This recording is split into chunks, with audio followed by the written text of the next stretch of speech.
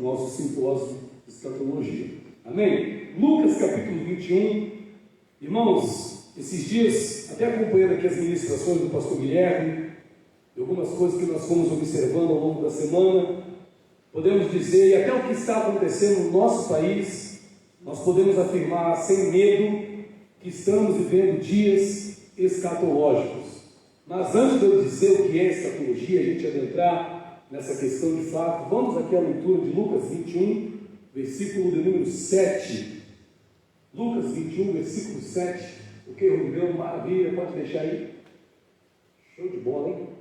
Lucas 21, versículo 7 diz assim: E lhe perguntaram, dizendo: Mestre, quando será isso? E que sinal haverá quando essas coisas estiverem a ponto de acontecer? Jesus estava falando de quê? Dos finais dos tempos. Jesus estava falando dos últimos dias da história da humanidade. E os discípulos de Jesus, que andavam com Jesus, que caminhavam com o Mestre, tiveram uma curiosidade. E qual foi a curiosidade? Mestre, quando será isso? E que sinal haverá quando essas coisas estiverem a ponto de acontecer? Irmãos, essa deve ser uma interrogativa que nós devemos carregar dentro do nosso coração. A gente também deve ter essa preocupação. A gente também deve fazer essa mesma pergunta: Senhor, que sinal haverá quando essas coisas estiverem a ponto de acontecer? Mestre, quando será isso? Quando a gente fala do fim do mundo, quando a gente fala do arrebatamento da igreja, quando a gente fala da grande tribulação, quando a gente fala da manifestação do anticristo, quando a gente fala do falso profeta, quando a gente fala da nova Jerusalém, quando a gente fala da ressurreição dos mortos, quando a gente fala do juízo do trono branco, quando a gente fala da soltura dos cavalos, dos cavaleiros do Apocalipse, as pessoas parecem não ter curiosidade. Irmãos, isso é uma coisa que a gente precisa ter. É bíblico ter essa preocupação, é bíblico ter o interesse de querer saber quando essas coisas vão acontecer, principalmente diante daquilo que está acontecendo diante dos nossos olhos.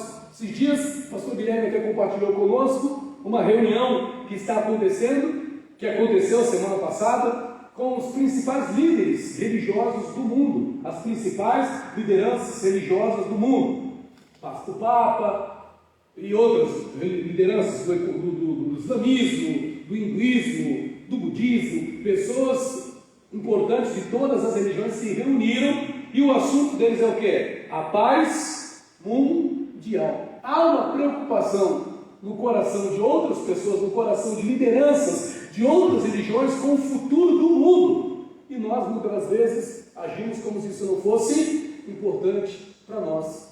Pastor, o que importa é hoje, o que importa é agora. Irmãos, a nossa caminhada com Cristo, ela não diz respeito somente a esta vida, não diz respeito somente ao que está acontecendo diante dos nossos olhos agora. Quando a gente vai lá em 1 Coríntios, capítulo número 15, se você puder, deixa marcado aí onde está, e vá comigo lá, olha o que Paulo vai dizer aqui. Isso aqui é mais uma fagulha, de palavra da parte de Deus, para que a gente tenha esse interesse. 1 Coríntios, capítulo de número 15, Paulo tinha a preocupação de falar das coisas vindouras, de falar do que havia de vir, de falar do futuro. Em todas as epístolas nós vamos ver ensinos relacionados ao que está por vir. Pastor, mas o que importa é o agora, não é só o agora. A nossa caminhada com Cristo não diz respeito apenas ao que acontece hoje. Aqui em 1 Coríntios capítulo 15, no versículo de número 19, diz assim, 1 Coríntios 15, 19: Se somente nesta vida temos posto nossa esperança em Cristo, somos mais dignos de lástima de todos os homens. Em outras traduções diz: se nós esperamos em Cristo somente nesta vida, somos os mais miseráveis de todos os homens. Porque estamos focando a nossa esperança apenas naquilo que é terreno, apenas naquilo que é visível, quando na verdade a nossa comunhão com Cristo aponta para algo invisível, aponta para algo que está por vir, aponta para algo que está para acontecer. Então os discípulos naquele dia chegaram até Jesus e perguntaram: Mestre, quando serão essas coisas? Quando vai acontecer o arrebatamento da igreja? Quando vai haver a grande tribulação? Quando vai acontecer essas coisas que o Senhor está falando? Quando vai haver tudo isso? Que sinal haverá? A gente, quando fala de escatologia, a gente vai aqui dar essa definição. Irmãos, tanto no Velho Testamento quanto no Novo Testamento, o que não faltam são profecias apontando para o fim da história da humanidade. Quando você pega os livros dos profetas, Isaías, Ezequiel, Daniel, todos eles trazem profecias para o fim dos tempos. Todos eles têm profecias que apontam para o fim da história da humanidade. Está lá. Só que às vezes parece que nós passamos por esses livros sem ter a curiosidade. Quando é que essas coisas vão acontecer? Quando é que o que está escrito no livro do profeta Zacarias vai acontecer? Quando é que vai acontecer aquilo que o Daniel falou lá no Daniel capítulo 12, que o saber se multiplicaria e tal? Quando essas coisas vão acontecer? Na verdade, se a gente for parar para analisar, algumas dessas coisas já estão acontecendo.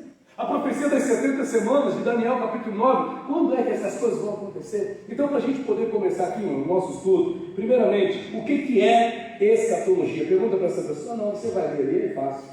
Está escrito ali, né? Escatologia é o que então, gente? É a doutrina teológica que estuda os últimos eventos da história da humanidade. Então, quando falar de escatologia, está falando de quê? Daquilo que estuda os últimos. E a etimologia da palavra é essa, né? Escatos, quer dizer último, e logia quer dizer estudo. Então, quando eu falo escatologia, eu estou falando daquilo que estuda, da ciência, da doutrina, que estuda os últimos eventos da história da humanidade. Então, o que vai falar para mim sobre o anticristo? Onde é que eu vou aprender sobre isso? Na escatologia. Onde é que eu vou aprender sobre as posições que existem em relação à volta de Jesus? Será que Jesus vai voltar? Aliás, será que o arrebatamento da igreja vai acontecer antes da grande tribulação?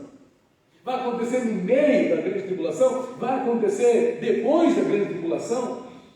Você é o que, afinal? Nós nos preocupamos em dizer a nossa posição política, mas em termos escatológicos, o que nós somos? Somos dispensacionalistas?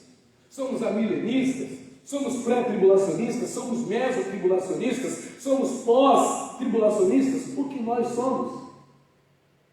Qual é a nossa linha de fé nessa questão? O que a gente acredita? Isso é importante a gente ter. E o interessante, irmãos, que quando a gente fala de escatologia, a gente não fala de um assunto que está na curiosidade ou no interesse de ser estudado apenas por pessoas cristãs ou apenas por pessoas que são evangélicas. Porque quando a gente olha para alguns filmes de Hollywood, nós vemos exatamente o quê? Escatologia. O que a gente mais vê nos filmes de Hollywood, tem muitos, é exatamente o quê? A escatologia. E eu vou ler aquela parte que está ali, ó. A escatologia na mídia hollywoodiana. Um dos temas mais explorados nas produções hollywoodianas é a escatologia. Pastor, o que é isso? Não tem nada a ver. O primeiro parágrafo ali. A escatologia está presente quando a gente olha, por exemplo, para filmes como o Livro de Eli. Quem já viu o livro de Eli? Todo mundo já viu. Irmãos, aquele período em que aquele evento está acontecendo é um período pós-apocalíptico, onde a palavra foi exterminada da terra, onde não tem mais Bíblia. E a Bíblia fala sobre isso, que virá um tempo em que haverá fome. Fome de quê? De ouvir a palavra de quem? De Deus. E o que as pessoas tinham naquele tempo? Segundo narrado ali no filme ali. Claro, que de uma forma figurada. Mas as pessoas têm fome da palavra, as pessoas querem a Bíblia, as pessoas querem a palavra. Interessante que teve pastores que tiveram a coragem de passar aquele filme daquela maneira dentro de igrejas. Ele é um pouco violento, um pouco sangrento, para passar dentro de uma igreja. Mas tem pastor que passou, porque ele traz de fato um cunho escatológico. Está falando de algo que realmente vai acontecer. Então, quando você vê o livro de Eli, fala sobre isso. O filme 2012. Quem já viu o filme 2012? Irmãos, a segunda profecia dos maias lá, o mundo ia acabar em 2012. O mundo acabou em 2012? Porque não foi dada a ninguém a competência de dizer quando o mundo vai acabar. Foi dada apenas a palavra para dizer que o mundo vai acabar. Quando? A gente tem que ver os sinais. Não posso dizer que vai ser em 2012 ou em 2016. A gente vai ver isso aqui nessa apostila. Muitas pessoas se aventuraram a dar um dia, a dar um ano, a dar um momento específico para dizer quando o mundo iria acabar. E posso dizer, sem sombra de dúvida, todas essas pessoas erraram. O filme 2012 é uma prova disso aí. Pautado lá nos calendários maias, né? Outro filme, Presságio, que também fala, se eu não me engano, com Bruce Willis, não, é Nicolas Cage, Presságio. O mundo também acaba ali. Aí sobram duas crianças, só que eles apontam algumas aberrações, né? As duas crianças sobram no final, o menino e o menino são levados para um outro planeta, para recomeçar um planeta Terra em outro planeta. Só que tem um cunho escatológico, o mundo também acaba. Irmãos, quem nunca viu filme onde a lua foi despedaçada? A lua foi partida no meio, tem filmes assim por aí. Então, querendo ou não, na mente das pessoas já há o quê? Esse entendimento de que nós estamos caminhando para o tempo do fim. Estamos caminhando para a conclusão da história da humanidade. Tem até desenho que fala sobre isso, aquele filme Wall-E, né? Um filme de um robozinho, não sei se você já viu? Lá em casa já vimos assim umas 100 vezes. Né? O Wall-E fala também de um tempo em que a Terra está destruída pela poluição e outras coisas, as pessoas estão indo procurar vida em outros planetas, estão vivendo dentro de uma nave, todo mundo gordo. Nada contra os gordos. Ok? Mas veja, era o que acontecia ali. Era narrativa, era uma coisa escatológica. O filme Oblivion também fala sobre isso, entre outros que exploram o tema escatológico sem, contudo, se preocuparem se estão passando uma mensagem escatológica realmente pautada em fundamentos bíblicos, né? Ou se estão apenas objetivando o entretenimento e os lucros que podem ser obtidos através deles. E claro, o tema fim do mundo gera lucro, porque querendo ou não, tem pessoas que estão interessadas. Mas veja só o nosso caso, nós temos a resposta, irmão, para tudo isso. A palavra de Deus está aqui. A gente encontra o que aqui? O início, o desenvolvimento da história da humanidade e o fim. Está tudo aqui organizado, irmãos. De Gênesis a Apocalipse. Mas parece que os mais desinteressados em aprender essa questão somos nós mesmos. Os que mais têm a ferramenta onde? Nas mãos. Os que mais têm à disposição o conhecimento são os que menos procuram, né? Ou o que buscam. Outra coisa interessante, a quantidade de materiais sobre o assunto na internet, irmãos. Qualquer um aqui que pegar o Google e colocar lá escatologia, vai achar um monte de página, vai achar um monte de sites tratando sobre o assunto. O que não falta são assuntos relacionados a quê? A escatologia. O que não falta é vídeo, o que não falta é pregador, tem um monte de gente falando da escatologia, só que tem um monte de gente que inventa um monte de coisa, que cria um monte de coisa. Se hoje está chovendo, é um sinal escatológico. Se o caminhão de lixo bateu no muro ali, é um sinal escatológico. Tem gente que vê escatologia em tudo, aí já passou como é que fala? Da moderação, a pessoa já parte para o exagero. Aí tem que ter cuidado, tudo deve ser feito com moderação. Porém, na internet a gente encontra muitos estudos sobre o assunto relacionados à escatologia. Eu fiz algumas pesquisas até para a gente incrementar mais essa nossa apostila. E o que não foi difícil de localizar? Estudos que tratam do assunto, né? E todo mundo quer dar uma opinião, todo mundo quer apresentar um posicionamento, tem um monte de livros sobre o assunto. E nem todo livro que trata de escatologia, de fato, está tratando da escatologia bíblica ou está realmente de acordo com aquilo que a palavra de Deus ensina. Por exemplo, vou aqui, já começar aqui a fazer uma confusão na cabeça dos irmãos aqui, a título de curiosidade. Por exemplo, nós temos uma passagem em Apocalipse capítulo 6, que fala dos cavaleiros do Apocalipse. Uma vez eu estava numa igreja onde o pastor efusivamente pregava e falava que o primeiro cavaleiro do Apocalipse ali, que é o cavalo branco, né? É o cavalo branco, amarelo, preto e vermelho. E o primeiro cavalo é Jesus. Apocalipse 6. O primeiro cavalo é Jesus, porque saiu vencendo para vencer, vitorioso para vencer. Na sua cabeça tem uma coroa, é Jesus. Só que a pessoa, quando vai estudar escatologia, ou vai ler alguns textos escatológicos, ela não pode ignorar o contexto. E algumas pessoas ignoram o contexto e pegam apenas aquele versículo e dão um sentido para eles de acordo com o quê? Com o que acham, e não de acordo com o contexto. Dizem por aí, e eu aprendi isso, que a Bíblia explica a própria Bíblia. Se a gente lê a palavra de Deus considerando o seu contexto, a gente não vai se enganar. Quando a gente fala de Apocalipse 6, a gente fala do início do quê? Da abertura dos selos. O que são esses selos? São juízos que Deus está determinando sobre a terra no período da grande tribulação. A gente vai até lá só para você entender como é que acontece essa questão. Se eu estou falando de juízos, tudo que é narrado dali para frente é juízo. É juízo. Então, quando fala do cavaleiro, do cavalo branco, eu estou falando de uma bênção, eu estou falando de quê? De um juízo. O cavalo preto é juízo, é fome, é miséria. O cavalo amarelo é morte. O cavalo vermelho é violência. O cavalo branco é Jesus. O que é o cavalo branco? É engano. É alguém que vai querer se passar por Jesus e todo mundo vai achar que é Jesus. Só quando vai se levantar, irmãos, é interessante, eu gosto de falar dessa parte, já estou me adiantando aqui, mas até a autoridade maior do catolicismo na Terra fala que vai emergir na Terra uma liderança mundial que vai governar as nações. Existe uma encíclica do Papa, que é Caritas in Veritate, e nessa encíclica o Papa fala exatamente da necessidade que há no mundo de uma autoridade que regule as nações, de uma autoridade que dê um fundamento, que unifique as nações em prol do quê? Da paz mundial. Quem vai ser essa autoridade? O anticristo. Aí a pessoa fala que o cavaleiro do cavalo branco, do capítulo 6, é Jesus. Mas a gente vai lá, em Apocalipse 19, onde tem a diferença. Ele tem as vestes salpicadas de sangue, e na sua coxa direita está escrito Rei dos Reis e Senhor dos Senhores. Quem é esse? Tem alguma dificuldade para dizer que esse é Jesus? Nenhum. Ele vem no final de tudo isso para resolver a questão, para salvar Israel, e a gente vai falar mais sobre essa questão. Então, irmãos, o estudo da escatologia é importante, irmãos.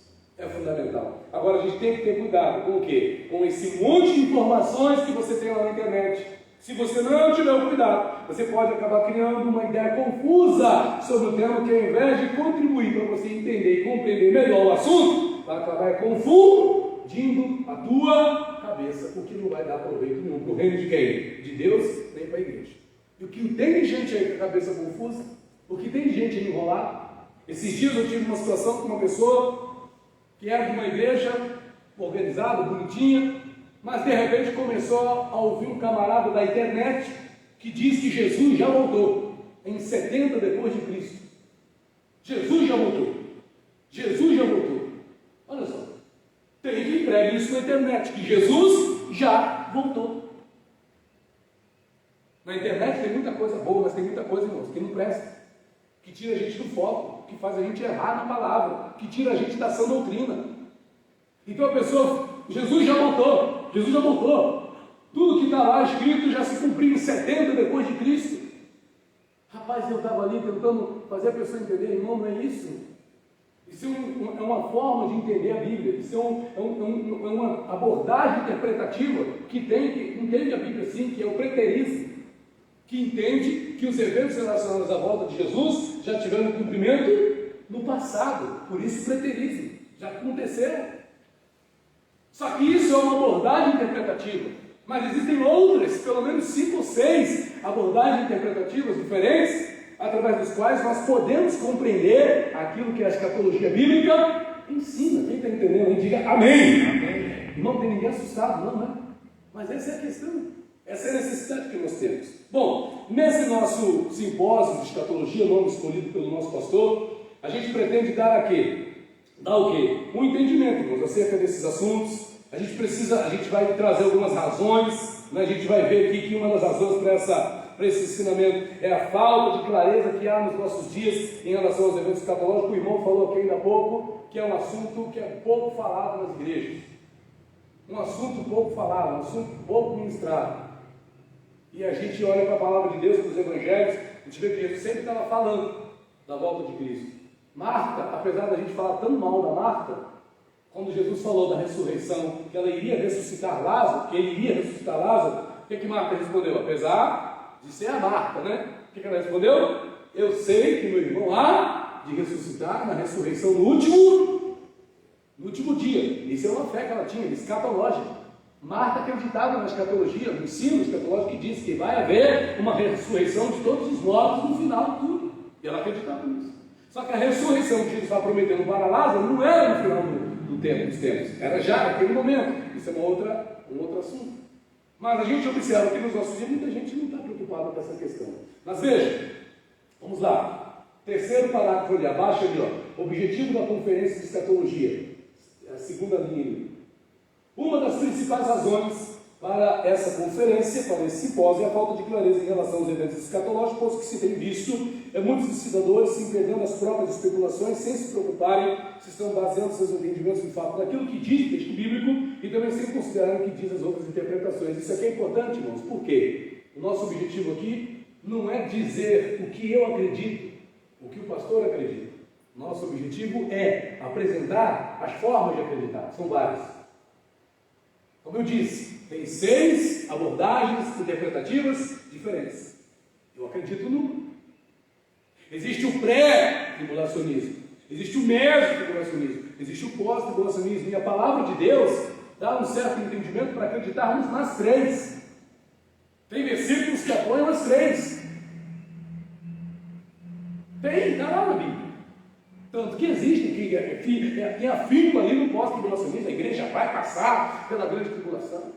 Mas tem quem que diz, não, a igreja vai ficar na tribulação só até o meio, só os 3 anos e meio, depois aí ela vai ser arrebatada. Mas tem aquele que diz, não, Deus é bom demais, Deus não vai deixar a gente passar por tribulação, já passamos por tanta tribulação, Ele vai nos arrebatar antes. Eu não vou defender aqui se sou pré, meso ou pós. Eu vou apresentar para você as bases que tem para poder acreditar nisso. Porque nós temos esse estudo. Está na Bíblia. Eu não vou aqui ficar com muito. Ah, não, pastor, mas aquele pastor ali fala, ele defende a posição dele. Você tem que aprender tudo. Não é aprender só uma posição, só um entendimento. Senão você fica limitado só naquele entendimento. Isso não vai trazer proveito nenhum.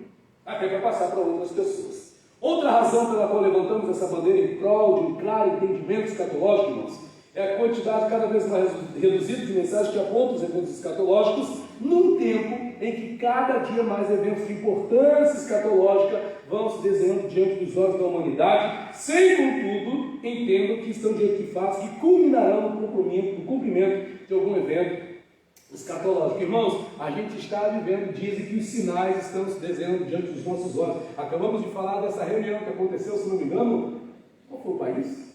Hungria? Não, Cazaquistão. Lá no Cazaquistão aconteceu essa reunião. Líderes religiosos, todo mundo se reuniu ali. Isso é o quê? Ecumenismo, a união de todas as religiões em prol da paz mundial. Isso é sinal de quê? De que Jesus está voltando. Isso é escatologia. Está previsto lá no livro de Apocalipse que vai haver essa unificação das religiões em prol de um único líder. Está dizendo lá no livro de Apocalipse que tem um falso profeta, que para mim eu sei quem é, no meu entendimento. Eu não vou dizer para você, vou deixar você descobrir sozinho. Vai que você pega alguma coisa que eu estou falando. Mas tem um falso profeta. O anticristo vai se levantar. A imagem da besta, irmãos, quem nunca ouviu falar da imagem da besta? Quem nunca imaginou ou pensou que o código de barras, né? Quando foi comprar no mercado, via lá o código de barras e falava, isso aqui é a marca da besta. Aí o tempo passou. Veio o quê? A leitura biométrica. Aquilo ali é a marca da besta. Aí criaram um chipzinho do tamanho de um grão de arroz e colocam debaixo da pele. Aquilo ali é a marca da besta. Na verdade, acredito eu que a marca da besta vai ser um misto de tudo isso. E tudo tem a ver quando se fala que é uma tecnologia que vai trabalhar a favor do anticristo. Eu acredito nisso aí. Mas vamos lá? Continuando. Assim, confiando na graça de Deus que tem derramado sobre a nossa vida, vamos então ao conhecimento desse importante assunto. E a primeira questão que a gente quer levantar aqui é o que é escatologia bíblica. Vamos lá, gente? O que é escatologia bíblica? Página 2. O que é escatologia bíblica? Irmãos, é pautada no estudo das passagens de livros bíblicos que apresentam eventos relacionados ao fim da história da humanidade e suas relações com o plano divino de salvação. Vamos ver alguma dessas passagens? Quem pode abrir aí em Isaías 65? Vamos lá? Isaías, capítulo de número 65. Essa é uma passagem escatológica. E como é bom, como é fácil a gente identificar se uma passagem é escatológica ou não? É simples. Quando eu perguntar para você, vem cá, essa palavra já se cumpriu? Essa profecia que você já viu ela se cumprir? Se ela não se cumpriu ainda, ela é escatológica, ela é para o fim dos dias, né? Isaías 65, do 17 a 25, diz assim, vamos lá. Isaías 65, do 17 a 25. Porque eis que eu criarei novos céus e uma nova terra. E do primeiro não haverá memória, nem virá mais ao pensamento. Mas regozijai-vos e alegrai-vos para sempre nas coisas que eu criei. Porque eis que vou criar em Jerusalém alegria, e em seu povo gozo. Me alegrarei sobre Jerusalém, Me regozijarei no meu povo, e nela nunca mais se ouvirá voz de pranto nem de lamento. Não mais haverá ali criança, veja só, irmãos, olha que coisa tremenda isso aqui, versículo 20. Não mais haverá ali criança que morra de poucos dias, nem velho que não cumpra os seus dias. Olha só, porque o mais jovem morrerá de 100 anos, e o pecador de 100 anos será maldito. Edificarão as casas e morarão nelas, plantarão vinhas e comerão fruto delas. Não edificarão para que outro habite, nem plantarão para que outro coma. Porque como os dias de uma árvore anosa, assim serão os dias do meu povo, e meus escolhidos desfrutarão das obras de suas mãos. Não trabalharão em vão, nem darão a luz para a maldição, porque são linhagem dos benditos do Senhor e seus descendentes com eles. E antes que me chamem, eu responderei. Enquanto estão falando, eu os ouvirei. O lobo e o cordeiro serão apacentados juntos, e o leão comerá palha como boi, e o boi será o alimento da serpente. Não mais, e o pó será o alimento da serpente. Não mais farão mal, e nem destruirão meu santo monte, diz o Senhor. Você já tem visto lobo e cordeiro sendo apacentados juntos? Sim ou não? Não. Você já tem visto o leão comendo palha como boi? Não. Outra pergunta. Você já tem visto a serpente se alimentar só do pó? Não. Que mais? Tanta coisa aqui que está falando. Essas coisas já aconteceram diante dos nossos olhos? Você já está vendo isso aqui? Aí tem gente que fala, não, pastor, mas está falando novos céus e nova terra. Sim. Esse texto aqui fala de uma restauração que vai haver onde? Na terra, durante o período que nós conhecemos como Reino Milenar de Cristo, em que toda a terra será cheia da glória de quem? De Deus. Irmãos, vai haver uma restauração dessa terra. Tem uma coisa que eu concordo com os testemunhos de Jeová, é nisso. Eles acreditam que essa terra será restaurada. O único erro deles, nesse quesito, é achar que aqui vai ser um lugar da eternidade. Está errado. Mas haverá 1000 anos em que nessa terra haverá paz. Em que nessa terra haverá tudo aquilo que Deus planejou desde o início e que a gente nunca viu acontecer. Tudo aquilo que a gente sonha para a terra vai ter cumprimento no reinado milenar de Cristo. Essa profecia de Isaías ainda não se cumpriu, ainda não aconteceu. É para os últimos dias. Vamos ver outra. Daniel capítulo 9. Outra profecia. A escatologia bíblica é pautada nessas passagens, é pautado nesses ensinos. Daniel capítulo 9. Daniel capítulo de número 9. Deixa eu ir. Versículo 24. Daniel 9, 24. Mais uma passagem escatológica que ainda não teve seu cumprimento literal, que ainda não se cumpriu. É escatológico. É para os últimos dias da história da humanidade. Daniel capítulo 9, versículo 24. Diz assim a palavra de Deus. Daniel 9, 24. 70 semanas estão determinadas sobre teu povo, sobre tua santa cidade, para acabar com a transgressão e dar fim aos pecados, para expiar a iniquidade, trazer a justiça eterna, selar a visão e a profecia, e para ungir o santo dos santos. Essa profecia é tão bacana. 70 semanas. 70 semanas. Isso aqui é interessante.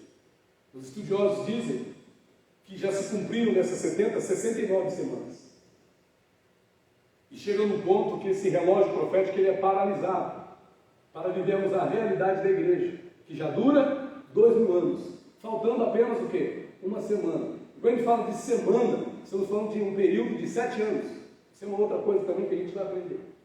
A forma de contar escatologicamente os tempos. Mas veja, 70 semanas estão determinadas sobre o teu povo, sobre a tua santa cidade, para acabar. Isso aqui resume o que, gente? O plano da salvação. Dentro desse período, aconteceu tudo, podemos dizer. Dentro de 69 semanas, pode-se dizer. Aconteceu historicamente tudo o que tinha que acontecer, até o quê? Versículo de número 25. Diz assim: sabe, pois, entende que desde a saída da ordem para restaurar e para edificar Jerusalém, até ao Messias, o príncipe, haverá 7 semanas, e 62 semanas, somando as duas, 69. E voltará a edificar praça e muro, mas isso em tempos angustiosos. Quem é o Messias? Aqui está apontando para o nascimento de quem? De Jesus. Ele nasceu há 2000 anos, nasceu, viveu e morreu, mas Jesus citou ao terceiro dia. Então essa profecia, de certa forma, ela se cumpre até quando? Até o advento de Cristo. Só que como o nascimento de Jesus, a sua vida, a sua morte, a sua ressurreição, dá uma parada, porque entra em cena o plano de salvação da parte de Deus para quem? Para os gentios, para o mundo. Aí o objetivo da salvação divina não é só o povo de Israel, passa a ser todas as nações, incluindo nós aqui. É um tempo que Deus está dando para as nações serem alcançadas pela salvação. E já se passaram quantos anos? Quantos anos? Da ressurreição de Cristo, da ascensão de Cristo aos céus? 2000 anos. E é bem interessante isso, porque Osés, ele diz, né, que feriria seu povo e depois de 2 dias ele o restauraria. 2 dias. É interessante a questão dos 2 dias, que a palavra fala que para Deus um dia é como se fosse 1000 anos, e 1000 anos como se fosse um dia. Quando fala 2 dias, a gente pode pegar aí profeticamente e entender que está falando de quantos anos? Exatamente? 2000 anos. Irmãos, se passaram 2000 anos. Eu estava conversando com alguém sobre escatologia esses dias e o camarada falou assim: pastor, mas tem muita gente que já morreu e nada disso aconteceu. Jesus não voltou, o arrebatamento, a pessoa morreu esperando isso aí e não viu acontecer. Ora, o fato de eu morrer sem ver acontecer aquilo que a palavra de Deus diz que vai acontecer, não anula que é verdade o que está escrito. Eu morrer não quer dizer nada. Eu apenas sou. Quem sou eu? O que a palavra de Deus diz vai se cumprir. Jesus falou: passarão os céus e a terra, mas as minhas palavras não hão de passar.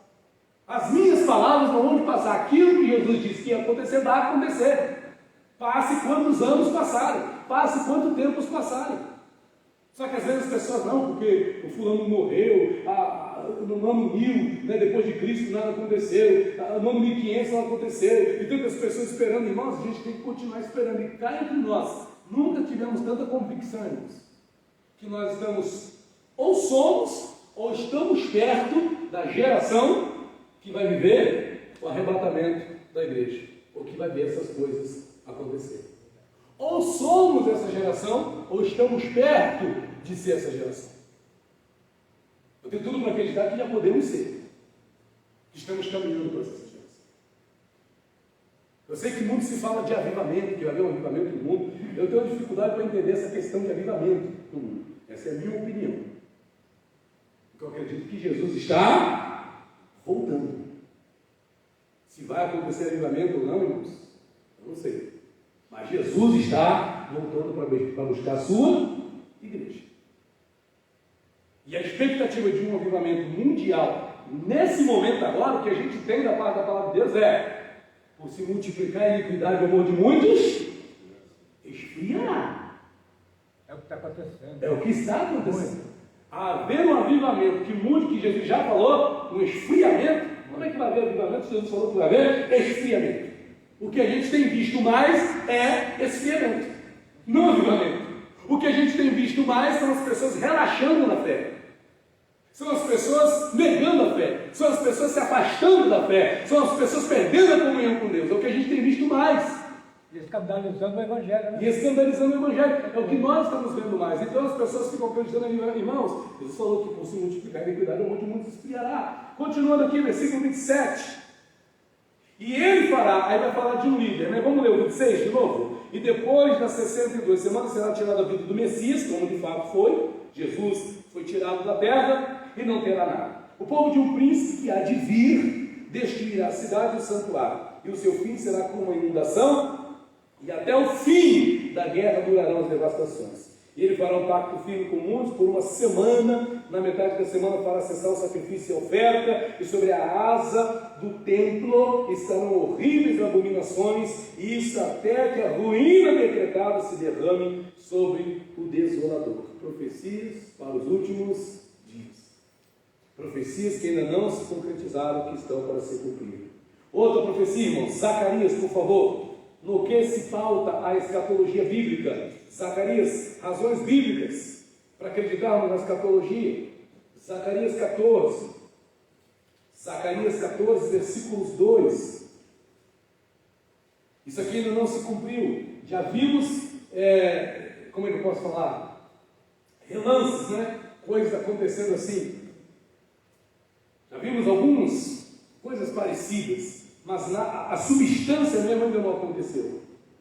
Olha o que diz, Zacarias 14, 2, diz assim: porque eu reunirei todas as nações contra Jerusalém, para combater, e a cidade será tomada, e as casas serão saqueadas, e as mulheres forçadas, e metade da cidade sairá para o cativeiro, mas o restante do povo não será extirpado da cidade. E o Senhor sairá e pelejará contra estas nações, como pelejou no dia da batalha. E naquele dia estarão os seus pés sobre o monte das oliveiras, que está de fronte de Jerusalém para o oriente. E o monte das oliveiras será fendido pelo meio, para o oriente e para o ocidente, e haverá um vale muito grande, e a metade do monte se apartará para o norte, e a outra metade dele para o sul. E fugireis pelo vale dos meus montes, pois o vale dos montes chegará até Azel, e fugireis assim como fugiste diante do terremoto nos dias de Uzias, rei de Judá. Então virá o Senhor meu Deus, e todos os santos contigo. Zacarias 14, 2 a 5. Agora, sabe o que me chama a atenção? Esse trecho aqui, olha: e naquele dia estarão os seus pés sobre o monte das oliveiras, que está em fronte de Jerusalém para o oriente, e o monte das oliveiras será fendido pelo meio. Você já deve ter visto em imagens, em fotos, o monte das oliveiras, que fica de frente para a cidade de Jerusalém. Irmãos, aquele monte será fendido ao meio, é o que está escrito. Os pés do Senhor estarão em detalhe. A cidade de Jerusalém tem uma porta que é lacrada. Naquela região daquela porta, o que está profetizado, se eu não me engano, a porta oriental, que está profetizado que vai ser por onde vai entrar o rei, aquela porta foi lacrada, se eu não me engano, foi pelos muçulmanos, e na frente construíram o quê? Um cemitério, tem um cemitério construído em frente. Porque cemitério é um lugar imundo. É como que fosse de fato para barrar a passagem de qualquer pessoa por ali. Só que, segundo a profecia escatológica, os pés do Senhor estarão sobre o monte das oliveiras, exatamente na mesma direção. Aquele monte vai se erguer, vai se abrir no meio, bem de frente para aquela porta oriental que está ali lacrada hoje, com aquele cemitério construído na frente. Quer dizer, os esforços humanos para tentar impedir. Irmãos, veja que tem pessoas que não têm a mesma fé que nós, mas acreditam muito mais naquilo que está na palavra de Deus do que nós mesmos. Isso é impressionante. Vamos ver outra profecia aqui? Vamos lá, continuando. Uma última. Não, tem uma penca aqui, né? Não sei se dá tempo de eu ler todas. Vamos ler mais uma. Lucas 21. Eu vou deixar aqui umas para você ler em casa. Aliás, quem tiver a apostila, né? Lucas 21. Eu vou citar aqui também as outras, para você anotar, se você quiser anotar. Mas Lucas 21, versículo 8 ao 11, diz assim: disse então ele: vede, não vos engane, porque virão muitos em meu nome dizendo: sou eu, e o tempo está próximo. Não vades, portanto, após eles, e quando ouvirdes de guerras e sedições, não vos assusteis, porque é necessário que isto aconteça primeiro, mas o fim não será logo. Então ele disse: levantar-se-ão nação contra nação e reino contra reino, e haverá em vários lugares grandes terremotos e fomes e pestilências. Haverá também coisas espantosas e grandes sinais aonde? No céu. Irmãos, não estamos vendo essas coisas se cumprir? Não está diante dos nossos olhos? Talvez agora, nesse exato momento da história, nós não temos ouvido falar tanto de terremotos, mas teve um tempo, irmãos, que todos os dias saíam notícias de terremotos acontecendo em algum lugar. Teve uma época que foi constante. Mas veja, fomes. A gente fala de fome aqui no Brasil, mas a gente não sabe o que é fome, irmãos. Fome é o que acontece na África, onde as pessoas literalmente não têm o que comer. Fome é o que acontece no Haiti, onde crianças pegam, onde se pega um barro que fica na beira do balão, no Haiti, se banha com gordura de cavalo, assa e dá para as crianças como se fosse biscoito, e elas comem aquilo. Isso é fome. Isso está acontecendo. Enquanto tem países como os Estados Unidos, por exemplo, e até nós mesmos, que comem bem, tem lugares no mundo, irmãos, que não há comida para comer. Ou o que há fica na mão de poucos. E aí a gente fala de pestilências, ninguém precisa falar, né? Todo mundo sabe aqui a última pestilência que atingiu o mundo em escala mundial, e ainda hoje se fala. Ainda estamos no susto ainda, porque ainda tem gente pegando Covid, por incrível que pareça. Acabou não. Não acabou ainda. E tudo isso é o quê? É sinal, irmãos. Não está se cumprindo diante dos nossos olhos. 2 Tessalonicenses 2, 1 a 12, depois você lê na sua casa, mas aqui fala do quê? Às vezes, a gente, Paulo não teve essa preocupação, Paulo teve, deixou claros estudos, e Paulo deixou textos enormes. Esse texto de 2 Tessalonicenses 2, 1 ao 12, é um texto enorme, que fala, por exemplo, da manifestação de Anticristo. Como ele vai se levantar, como vai ser o seu agir, como vai ser o seu manifestar na terra. Está aqui, está descrito. Depois você lê na sua casa. 2 Tessalonicenses 2, 1 a 12. 2 Pedro 3, 7, 12, que é o ponto onde a gente acaba discordando dos testemunhos de Jeová. Vamos ver o reino milenar? Vamos. Mas os céus e a terra que agora existem vão deixar de existir. Virá um tempo em que nós não teremos o chão sobre os nossos pés. Virá um tempo que nós não teremos um céu sobre as nossas cabeças, porque vão deixar de existir. Está escrito aqui, mas os céus e a terra, 2 Pedro 3, 7 a 12, que agora existem, pela mesma palavra, se reservam como tesouro e se guardam para o fogo até o dia do juízo e da perdição dos homens ímpios. Mas, amados, não ignoreis uma coisa, que um dia para o Senhor é como 1000 anos, e 1000 anos como um dia. O Senhor não retarda a sua promessa, ainda que alguns a tenham por tardia, mas é longânimo para conosco, não querendo que alguns se percam, senão que todos venham a arrepender-se. Mas o dia do Senhor virá como ladrão de noite, no qual os céus passarão com um grande estrondo, e os elementos ardentes se desfarão, e a terra e as obras que nela há se queimarão, havendo pois de perecer todas estas coisas, que pessoas vos convencerem santo trato e piedade, aguardando e apressando-vos para a vinda do dia de Deus, em que os céus em fogo se desfarão e os elementos ardendo se fundirão. Os apóstolos continuamente inseriam na mente dos cristãos daqueles dias uma fé escatológica, a fé nos últimos eventos da história da humanidade. O fim está vindo. Que convém, que pessoas nos convencer, se estamos perto de todas essas coisas acontecerem? Que pessoas nos convencer? Agora, vale a pena entrar aqui numa outra questão, irmãos, porque todas essas profecias que a gente está vendo aqui, a gente acha onde?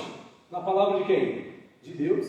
E nos dá base para entendermos que, biblicamente, nós temos aí um quê? Um fim esperando por nós. Há profecias para se cumprirem, mas engana-se quem pensa que só fala de escatologia quem é evangélico, quem é cristão, ou que só a Bíblia trata de escatologia. Na verdade, uma das partes que eu mais gosto dessa nossa apostila, irmãos, é aquilo que eu chamo de... Pode passar um pouquinho, Rodrigo, por favor?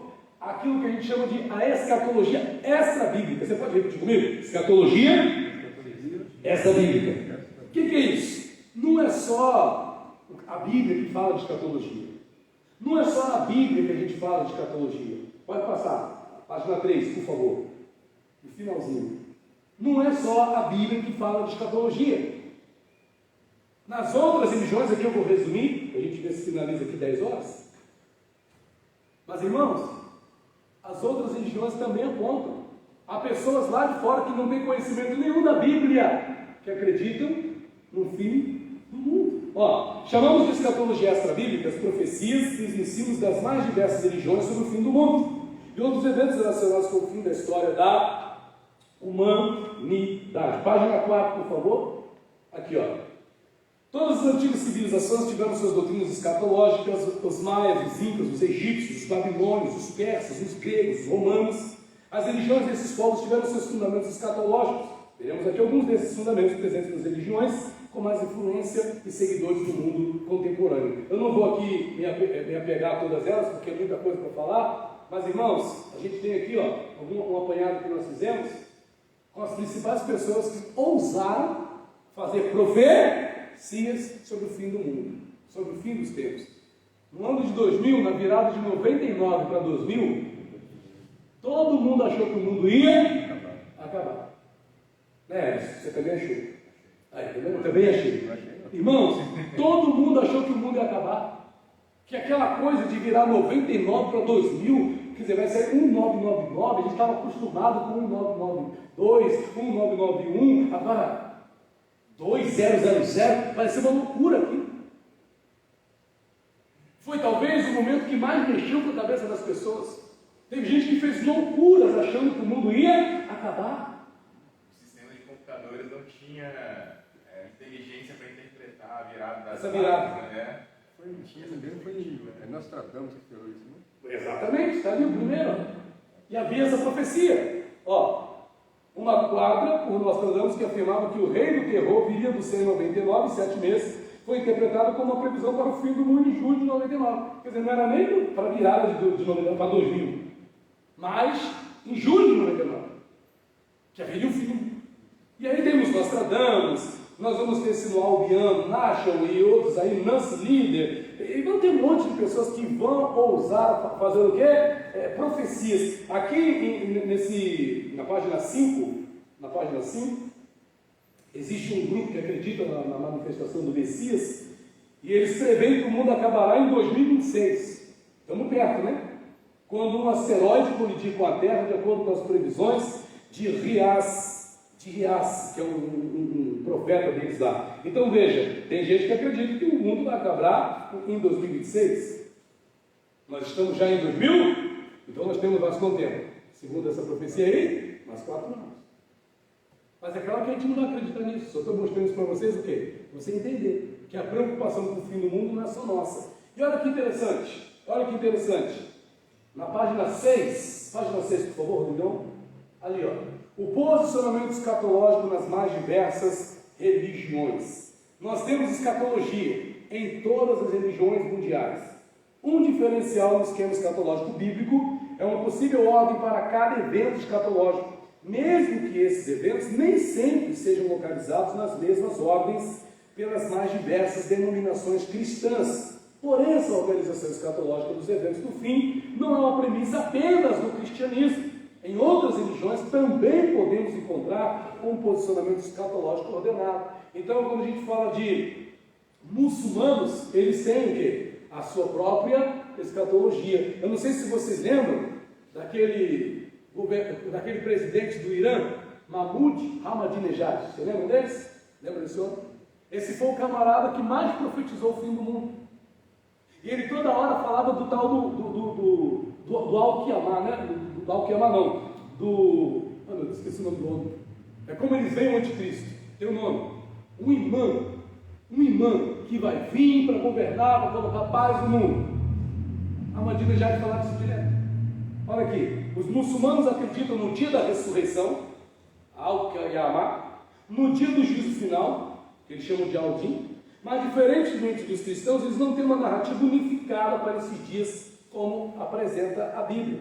Para os islâmicos, a escatologia, o estudo dessas religiões sobre o fim do mundo, o juízo final, a ressurreição dos mortos, não se apoia só no livro sagrado, ao Corão, mas principalmente nas hadiths, que são os ditados atribuídos ao profeta Maomé, e em sinais observados ao longo do tempo. Então, a gente tem vários eventos aqui, olha, que eles acreditam. E tem base, né, para eles, segundo eles, tem base para acreditar que essas coisas vão acontecer. E aqui a gente vê tribulações, derramamento de sangue, a gente vê aqui coisas que estão... o Mahdi, na página 7, ele fala aqui, ó, o Mahdi. Quem é o Mahdi? É o diabo que aparecerá e será o imã dos muçulmanos, o grande líder mundial. O anticristo vai ocupar exatamente essa posição. Porque os próprios adeptos do islamismo, os muçulmanos, vão olhar para o anticristo e vão ver ele como quem? Como esse imã. Os cristãos, o cristianismo no mundo, vão olhar e vai ver como Cristo. Os muçulmanos vão ver como imã. Os budistas vão ver como uma liderança deles. O zoroastrismo como uma liderança deles. E assim vai. O anticristo vai conseguir reunir, vai conseguir enganar todas as religiões de forma que todas elas vão conseguir encontrar resposta nele, vão conseguir ver nele o que elas esperam há tantos anos. Esse redentor mundial que vai salvar o mundo, que vai trazer paz para o mundo. E aqui vai, tem um monte de outras profecias. Isso na fé islâmica, você pode ler depois na sua apostila. Na página 8, vamos aqui à página 8, nós temos escatologia também, a escatologia budista, não é? cultista. Mas antes, deixa eu ler aqui esse finalzinho aqui, ó, no finalzinho da página 8, aí mesmo. No finalzinho da página 8, Rodrigão. Diz assim: a preocupação escatológica islâmica pode ser definida no seguinte trecho escrito por um sábio muçulmano: o dia do juízo pode não ser tão longe quanto gostaríamos de pensar. É hora de nos determos na natureza desta realidade e constantemente nos voltarmos para Alá, segundo a fé deles, em busca de arrependimento. O fim deste mundo, isso quem diz é um sábio muçulmano, o fim deste mundo está se aproximando e devemos fazer tudo o que pudermos para nos salvar naquele terrível dia do juízo e buscar a proteção de Alá e fazer uso do tempo que temos para salvaguardar a nossa vida futura. O homem sempre pensará que tem tempo, mas a verdade é que ele não tem. Quem está falando isso, irmãos? É um pastor? Parece. É Jesus? Parece. Mas quem está falando é quem? É um sábio muçulmano. Um sábio muçulmano está dizendo: o fim do mundo está se aproximando. Um sábio muçulmano está dizendo que a gente tem que fazer o que puder para se salvar naquele terrível dia do juízo. Um sábio muçulmano está dizendo que a gente tem que usar o nosso tempo para salvaguardar a nossa vida futura. E nós que temos as palavras de Cristo, que são as verdadeiras palavras da verdade, muitas das vezes não temos essa ideia, esse entendimento. A escatologia budista está aqui também na apostila. Nós temos aí a escatologia hindu, nós temos a escatologia judaica. Pastor, mas a escatologia judaica e escatologia bíblica não é a mesma coisa? Depende. Porque para o judaísmo, hoje um judeu não acredita que Jesus Cristo é o Messias. Qual o problema então? A grande diferença da teologia, da escatologia judaica para a escatologia dita evangélica ou cristã? A personificação do Messias. O que para eles não é Messias, que é Jesus, para nós é. O que para nós não é Messias, que é o anticristo, para eles vai ser. Essa é uma grande diferença. Eles vão olhar para o anticristo e vão ver neles o Messias, que nós já temos, já reconhecemos ser Jesus. Mas eles não, eles têm um atraso, vamos dizer assim. Os judeus têm escatologicamente um atraso de quantos anos? 2000 anos, exatamente isso. Os judeus estão atrasados 2000 anos. 2000 anos. É tremendo isso, gente. Aí tem aqui, ó, a escatologia hindu, a escatologia judaica, a escatologia segundo o zoroastrismo, a escatologia das religiões nórdicas. Todo mundo viu Thor, Avengers, os Vingadores, e aquilo ali não fala de outra coisa senão de quê? De escatologia. Pessoas desaparecem, o blip, pessoas desaparecem, pessoas somem do nada, coisas acontecem na ordem natural das coisas. Thor, e detalhe, tudo tem um cunho espiritual. Thor é um deus nórdico, das religiões nórdicas. Aquilo ali é a fé dele, dos nórdicos, que eles colocaram dentro da questão dos Avengers, dos Vingadores, que a gente trata como se não fosse nada demais, mas é culto deles, é a fé deles. O Valhalla, o que é o Valhalla? É para onde vão os mortos, na fé nórdica. Eles vão para lá. O que a gente chama de inferno ou paraíso, para eles é o Valhalla, que pode ser tanto lugar de julgamento quanto lugar de absolvição, dependendo da condição em que o camarada morre, segundo a fé dos nórdicos. Para a gente concluir e parar por hoje, qual é a conclusão a que a gente chega aqui? Página 11, por favor, Rodrigão.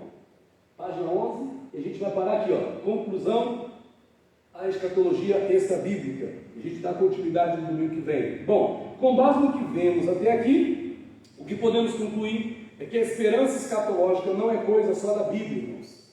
Se é de senso comum nas principais religiões que haverá um fim, um julgamento, uma consumação, e isso fortalece ainda mais a nossa convicção naquilo que diz a palavra de Deus. Vai lembrar que o objetivo principal em todas essas escatologias é a esperança em um futuro eterno e em condições incomparáveis com as que vivemos nesse mundo. E para os que creem na Bíblia, essa esperança é enfatizada constantemente e pode ser resumida nas seguintes palavras: Apocalipse 21, 3 e 4. O que diz? e ouvi uma grande voz do céu que dizia: eis aqui o tabernáculo de Deus com os homens, pois com eles habitará, e eles serão o seu povo, e o mesmo Deus estará com eles, e será o seu Deus, e Deus limpará dos seus olhos toda lágrima, e não haverá mais morte, nem pranto, nem clamor, nem dor, porque já as primeiras coisas são passadas. Quem acredita nessa esperança, diga glória a Deus. Bom, e é firmado nessa esperança escatológica que devemos seguir firmes, na certeza de que o tempo de Deus promessas escatológicas está chegando, e assim nos mantermos preparados para Deus quando a hora chegar. Quem crê assim, diga amém. Vamos parar por aqui. Semana que vem, domingo que vem, às 9 horas da manhã, damos continuidade. Vamos adentrar nessa segunda parte, onde a gente vai conhecer as abordagens interpretativas. Amém, gente? Espero que tenha sido bênção. Vamos aplaudir o Senhor Jesus e receber o nosso pastor José Guilherme.